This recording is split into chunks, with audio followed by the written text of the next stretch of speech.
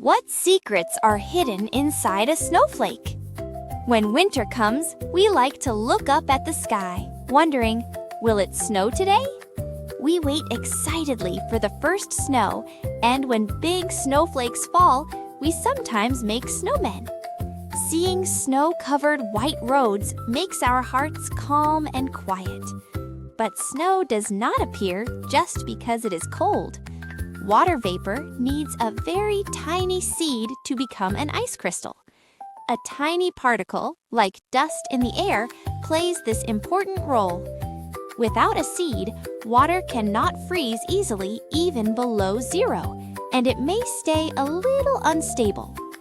When water touches a dust particle, the ice crystal begins to grow quickly. The first shape of a snow crystal is usually a hexagon. We can understand why if we examine water molecules.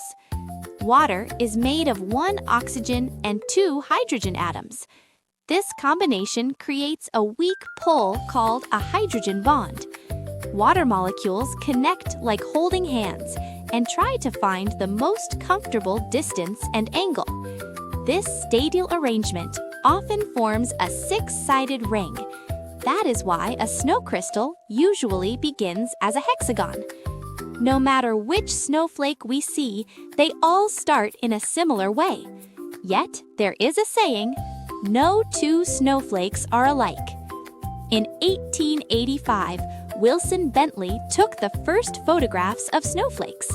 He left behind thousands of pictures, and every snowflake in them looked different. The reason is simple. Snowflakes grow while floating in clouds. Temperature and humidity change only a little, and these small changes can affect the length and shape of the branches.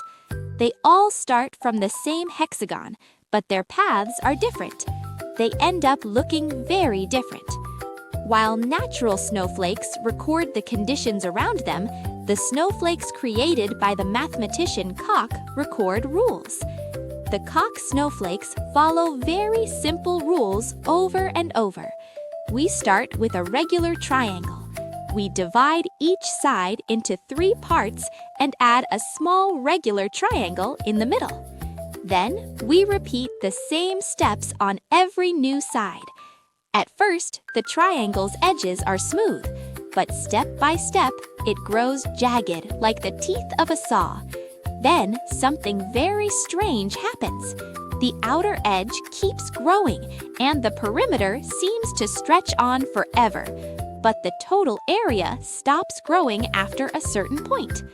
The area is limited, but the perimeter goes on forever. No wonder mathematicians were puzzled. It becomes even more fascinating when we examine the Koch snowflakes closely.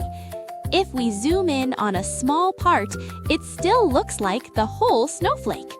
This is called self-similarity, and it is a fractal. Nature often grows this way.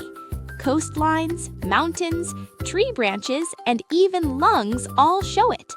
It may look complicated, but we can see the traces of a single rule repeated many times inside. That is why snowflakes reveal 2 things at once. One is nature's secret, the stability of the hexagon made by water molecules. The other is the mark of variation. Even the same rule can create very different shapes when conditions change. On a snowy day, when a snowflake lands on our hand, it is not only the snowflake that disappears. A rule glimmers for a moment and then vanishes too.